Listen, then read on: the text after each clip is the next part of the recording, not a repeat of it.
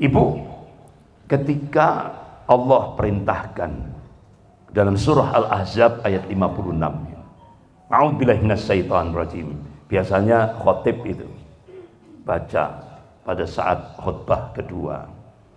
Innallaha wa malaikatahu yusholluna 'alan nabi ya ayyuhalladzina amanu shallu 'alaihi wasallimu taslima. Sesungguhnya Allah dan para malaikatnya bersolawat kepada Nabi. Ini kalangan mufassir menafsirkan Allah dan para malaikatnya memuji Nabi. Ya ayyuhalladzina amanu, hai orang-orang yang beriman, sallu alaihi wasallimu taslima. Bersolawatlah kepada nabimu dan ucapkan salam sebagai tanda penghormatan kepadanya. Nah, berarti kita baca solawat itu diperintah oleh Allah. Oleh karena itu dijelaskan oleh Rasulullah. Qala Rasulullah sallallahu alaihi wasallam, man shalla alayya wahidatan sallallahu alaihi asrah.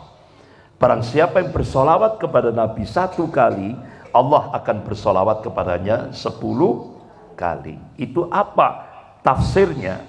Ulama-ulama hadis menafsirkan, kalau kita bersolawat kepada Nabi satu kali, Allah akan menurunkan 10 rahmatnya kepada kita. Kita masuk surga bukan karena amal, kita masuk surga karena rahmat dari sisi Allah. Nah, kalau kita bersolawat kepada Nabi satu kali, Allah akan turunkan 10 rahmatnya. Masya Allah, luar biasa. Makanya kenapa Lailatul Jum'ah, Yaumil Jum'ah, kita diperintah oleh Rasulullah perbanyak baca solawat kepada Nabi. Nah, akhirnya sahabat Rasulullah Abu Hurairah radhiyallahu anhu tanya kepada Rasulullah, ya Rasulullah, kaifa nusolli alaih? Bagaimana aku bersolawat kepada engkau ya Rasulullah? Nah, akhirnya Rasulullah ngajari. Ulama-ulama hadis mencoba mencari hadis-hadis sahih dalam kutubus sittah, ya kan? Akhirnya ditemukan 2 redaksi. Redaksi yang pertama, Allahumma shalli ala Muhammad wa ala ali Muhammad kama shallaita ala Ibrahim wa ala ali Ibrahim innaka Hamidum Majid.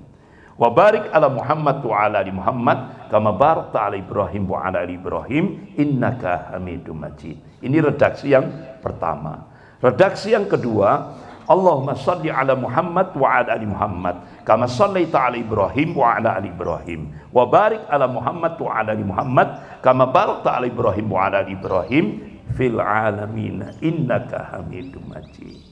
Ini yang sering kali kita baca, yang sering disebut dengan sholawat Ibrahimiyah. Nah, ini kan contohnya ini. Ini kita ittiba kepada Rasul. Nah, ternyata ibu-ibu muncul di Indonesia, terutama di Jawa Timur, ya kan? Muncul, sehingga muncul sholawat nariyah. Gitu ya. Sholawat nariyah. Itu kalau terjemahannya, bagus, bagus. Terjemahannya the best, ya kan? Isinya bagus. Pertanyaannya, apakah itu dicontohkan oleh Rasulullah? Tidak. Itu yang bikin orang, ya kan? Itu yang bikin orang. Nah, ini. Padahal Abu Hurairah radhiyallahu an tanya kepada Rasulullah, ya Rasulullah, kaifa nusolli alaik? Bagaimana aku bersolawat kepada engkau? Nah, ini. Bahkan Imam Syafi'i rahimahullah dalam kitabnya Al-Juz 1 halaman 144, bacaan solawatnya ya sama, yaitu solawat Ibrahimiyah. Karena di Indonesia ini mayoritas madhab Imam Syafi'i. Sama. Tapi Imam Syafi'i dalam kitab menyatakan kalau di luar sholat boleh ditambah dengan Sayyidina. Itu di luar sholat. Nah, sekarang ternyata di Jawa Timur ini macam-macam. Ya kan? Muncul sholawat nariyah. Akhirnya kalangan Thariqah Tijani tidak mau kalah, dia bikin sholawat Al-Fatih, ya, sholawat Tijaniyah. Ada lagi kalangan Thariqah Naqsabandiyah, dia bikin sholawat Al-Fatih.